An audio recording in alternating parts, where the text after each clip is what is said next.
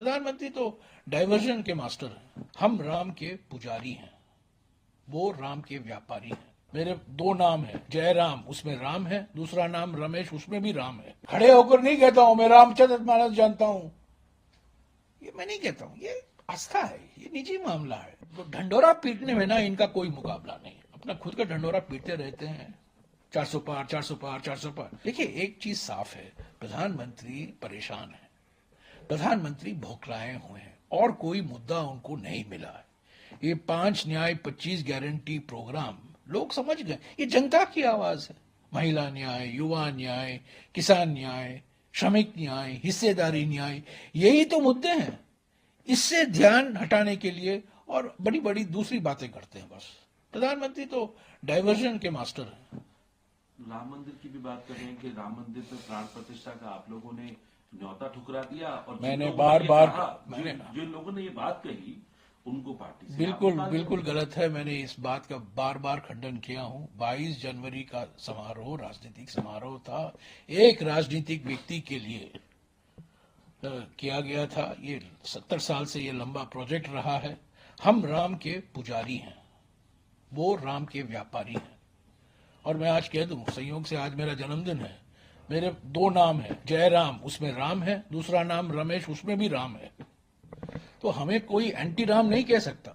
ये भक्ति है, आस्था है। मेरे कमरे देखिए, राम ही राम है। यहां पीछे देखिए क्या है, ये देखिए, यहां देखिए रामचरितमानस, ये देखिए।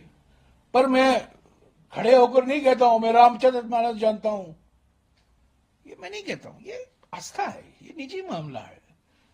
ये राजनीतिकरण करना धर्म का, ये धर्म को घटाता है, राजनीति को भी घटाता है। तो इसीलिए हम राम के व्यापारी नहीं हैं, हम राम के पुजारी हैं। एक और बात है सर, बीजेपी का कैंपेन जो है, प्रधानमंत्री भी इशारा करते हैं 400 पार। आप लोग किस तरीके से देख रहे हैं इस 400? देखिए मैंने एक, अच्छा है, आज सुबह ही मैंने मुझे एक मैसेज मिला। 2017 गुजरात चुनाव, बीजेपी का नारा 150 पार, सीट मिले 99। 218 छत्तीसगढ़ चुनाव, नारा 50 पार, सीट मिले 15। 2018 मिजोरम चुनाव, नारा 21 पार, सीट मिली 1। 2019 हरियाणा चुनाव, नारा 75 पार, सीट मिली 40। 2019 झारखंड चुनाव, नारा 65 पार, सीट मिली 25। 220 दिल्ली चुनाव, नारा 45 पार, सीट मिली 8। 221 तमिलनाडु चुनाव, ये याद रखने लायक है क्योंकि बार बार प्रधानमंत्री जा रहे हैं। 2021 तमिलनाडु चुनाव, नारा 118 पार, सीट मिली 4। 2021 बंगाल चुनाव, ये भी प्रधानमंत्री जब वापस जाते रहते हैं। 2021 बंगाल चुनाव, नारा 200 पार, सीट मिली 77। 2022 हिमाचल चुनाव, नारा 45 पार, सीट मिली 25।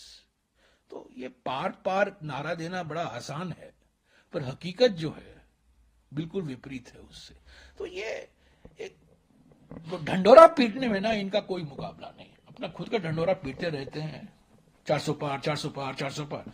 इस बार 400 पार सिर्फ एक नारा नहीं है, इसके पीछे राजनीति भी है।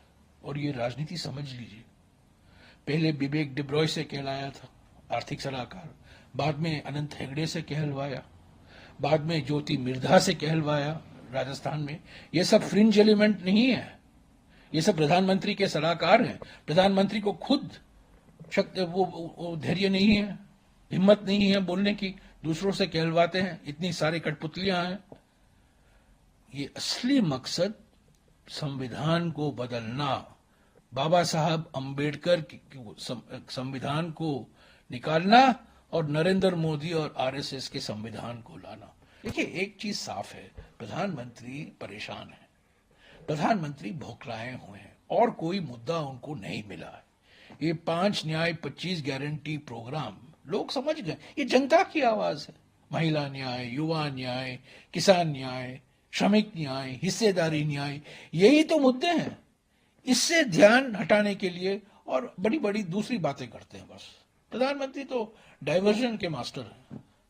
राम मंदिर की भी बात कर रहे हैं कि राम मंदिर पर प्राण प्रतिष्ठा का आप लोगों ने न्योता ठुकरा दिया और मैंने जिन लोगों ने बार ये बार कहा, मैंने जिन लोगों ने ये बात कही उनको पार्टी से बिल्कुल आप निकाल बिल्कुल देंगे। गलत है। मैंने इस बात का बार बार खंडन किया हूं। 22 जनवरी का समारोह राजनीतिक समारोह था, एक राजनीतिक व्यक्ति के लिए किया गया था। ये 70 साल से ये लंबा प्रोजेक्ट रहा है। हम राम के पुजारी हैं, वो राम के व्यापारी हैं। और मैं आज कह दूं, संयोग से आज मेरा जन्मदिन है। मेरे 2 नाम है, जयराम उसमें राम है, दूसरा नाम रमेश उसमें भी राम है। तो हमें कोई एंटी राम नहीं कह सकता। ये भक्ति है, आस्था है। मेरे कमरे देखिए, राम ही राम है। यहां पीछे देखिए क्या है, ये देखिए, यहां देखिए रामचरितमानस, ये देखिए। पर मैं खड़े होकर नहीं कहता हूं मैं रामचरितमानस जानता हूं, ये मैं नहीं कहता हूं। ये आस्था है, ये निजी मामला है। ये राजनीतिकरण करना धर्म का, ये धर्म को घटाता है, राजनीति को भी घटाता है। तो इसीलिए हम राम के व्यापारी नहीं हैं, हम राम के पुजारी हैं। एक और बात है सर, बीजेपी का कैंपेन जो है प्रधानमंत्री भी इशारा करते हैं 400 पार। आप लोग किस तरीके से देख रहे हैं इस 400? देखिए, मैंने एक अच्छा है, आज सुबह ही मैंने मुझे एक मैसेज मिला। 2017 गुजरात चुनाव, बीजेपी का नारा 150 पार, सीट मिले 99। 218 छत्तीसगढ़ चुनाव, नारा 50 पार, सीट मिले 15। 2018 मिजोरम चुनाव, नारा 21 पार, सीट मिली 1। 2019 हरियाणा चुनाव, नारा 75 पार, सीट मिली 40। 2019 झारखंड चुनाव, नारा 65 पार, सीट मिली 25। 220 दिल्ली चुनाव, नारा 45 पार, सीट मिली 8। 221 तमिलनाडु चुनाव, ये याद रखने लायक है क्योंकि बार बार प्रधानमंत्री जा रहे हैं। 2021 तमिलनाडु चुनाव, नारा 118 पार, सीट मिली 4। 2021 बंगाल चुनाव, ये भी प्रधानमंत्री जब वापस जाते रहते हैं। 2021 बंगाल चुनाव, नारा 200 पार, सीट मिली 77।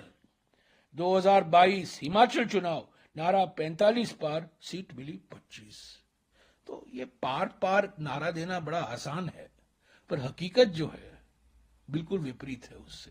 तो ये एक ढंडोरा पीटने में ना इनका कोई मुकाबला नहीं है। अपना खुद का ढंडोरा पीटते रहते हैं, 400 पार 400 पार 400 पार। इस बार 400 पार सिर्फ एक नारा नहीं है, इसके पीछे राजनीति भी है। और ये राजनीति समझ लीजिए, पहले विवेक डिब्रॉय से कहलाया था आर्थिक सलाहकार, बाद में अनंत हेगड़े से कहलवाया, बाद में ज्योति मिर्धा से कहलवाया राजस्थान में। ये सब फ्रिंज एलिमेंट नहीं है, ये सब प्रधानमंत्री के सलाहकार हैं। प्रधानमंत्री को खुद वो धैर्य नहीं है, हिम्मत नहीं है बोलने की, दूसरों से कहलवाते हैं। इतनी सारी कठपुतलियां हैं। ये असली मकसद संविधान को बदलना, बाबा साहब अंबेडकर की संविधान को निकालना और नरेंद्र मोदी और आरएसएस के संविधान को लाना।